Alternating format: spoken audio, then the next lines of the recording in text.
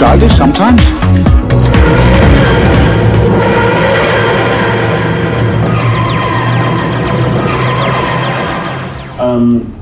$10 million on the night just sent shockwaves through the BBC.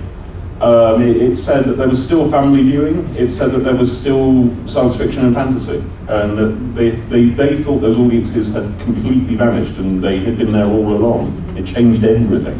Suddenly all those executives at the BBC who, I told this story yesterday, who would sort of have a meeting with you and then halfway through the meeting open a little drawer and get out their Buffy action figure and go, "I'm secretly one of you." Suddenly there are Doctor Who posters up on their walls, and even the ones who weren't suddenly go, "Yes, I was always a Doctor Who fan." Go on then, what's a Drushig? What's the story code of Face of Evil? Paul Q, thank you. Or I'm sorry, were you just making a comment? Anyway. No. Anyway, waits for applause, doesn't get it. Don't do that one again.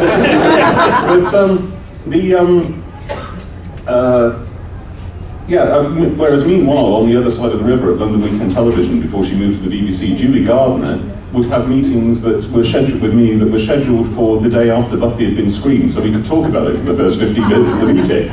And she openly had geek memorabilia all over the place. And so her coming to the BBC, and Russell had always refused to work for the BBC until they gave him Doctor Who. He staged a kind of one-man protest at stride. And when he finally refused to do amazingly high-powered adaptation of the Canterbury Tales, unless they gave him, and said no, but let me have Doctor Who, they finally relented and gave him Doctor Who and brought Julie Gardner over to produce it. And anyway, so that's how that changed everything. And but 10 million on the night. Russell called me and said, "Well, that's done it now. In 50 years' time, when they bring it back again, they'll remember this evening."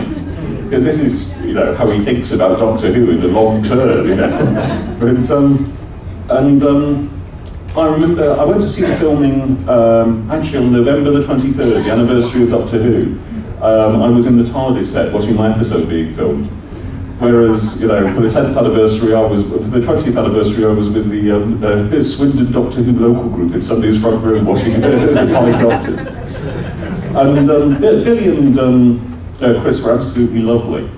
They had chairs with their names on the backs, and we were in the traditional writers' chairs, because when writers come to visit TV shows, there's nowhere for you to sit.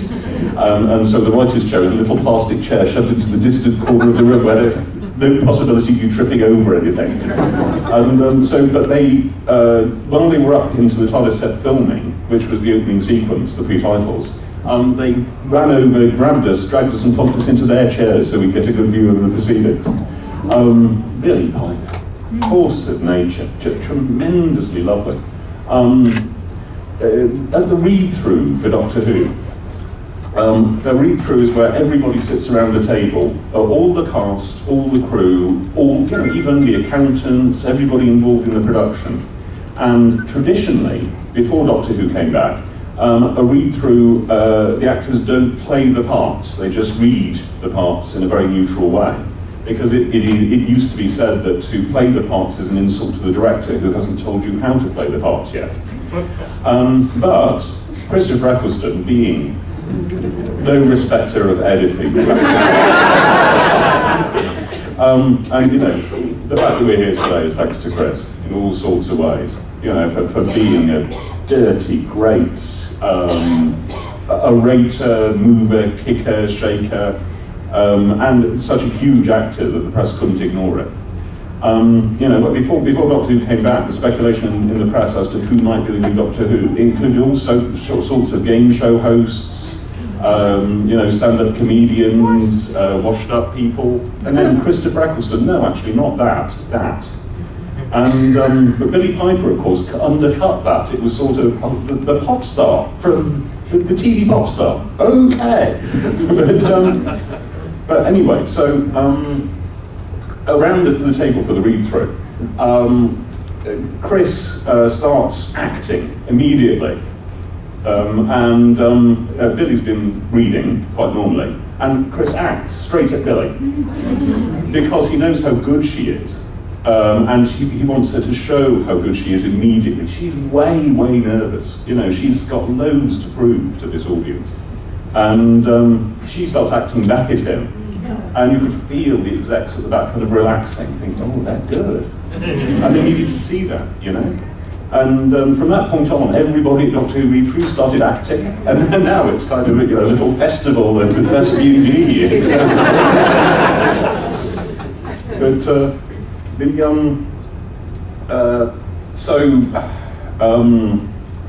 Camilla's lovely. They, you know, Billy got to know everybody in the room, knew the name of third accountant, you know, really worked incredibly. Because I think she knew that the audience weren't expecting her to be any good. And of course, she's the one who, you know, formed this huge backbone of the show, you know, it's,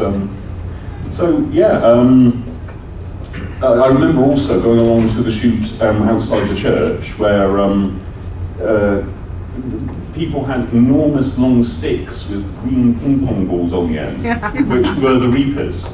So, you know, a chap with a boom operator would hold up this big stick, and people would be looking up and going, "Ah, no!" at the big stick. You've all seen a lot of that, not too confidential. I remember going to see the filming of Aliens of London, the first one that was filmed, and the TARDIS sitting there in the housing estate. And kids just cycling past it and looking at it strangely, they didn't know what it was. And, you know, right, back then you were all thinking, will they ever know what it is? Will this be sort of a one series, you know, kind of weird thing in the history of Doctor Who that then goes away again, you know? So the enormous success just pleased everyone. Rob Shearman, bless him, with Dalek. We lost the rights to the Daleks halfway through season 1. And so Rob had to rewrite Dalek, so it didn't have a Dalek in it. There is a draft of Dalek with no Dalek. And actually, I believe what the monster that Russell gave him was what became the Toppler fame. Anyway, I remember the night when they lost the Daleks, Rob sent me a text message that was so enormous that it went on for 3 separate text messages, and it included the word,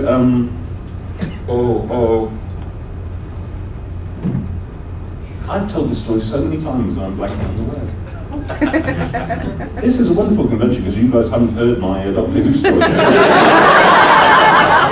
You're the last people in the world who haven't heard it. I've hunted down the last group of people who haven't heard my Doctor Who stories. Been to Iowa yet. Go to North Dakota.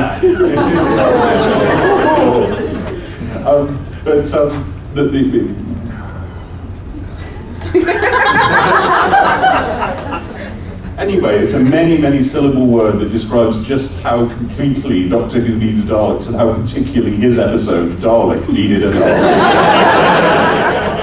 And, you know, not everybody in a hurried text message expressing anger and fear can pause to type out a 19-letter word. But anyway, blew that one. Well done, Paul.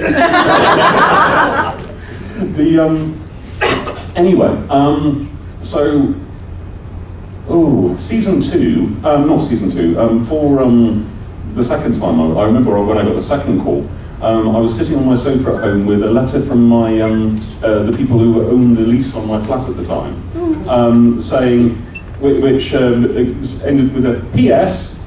We gather that congratulations in order that you are now working on Star Wars.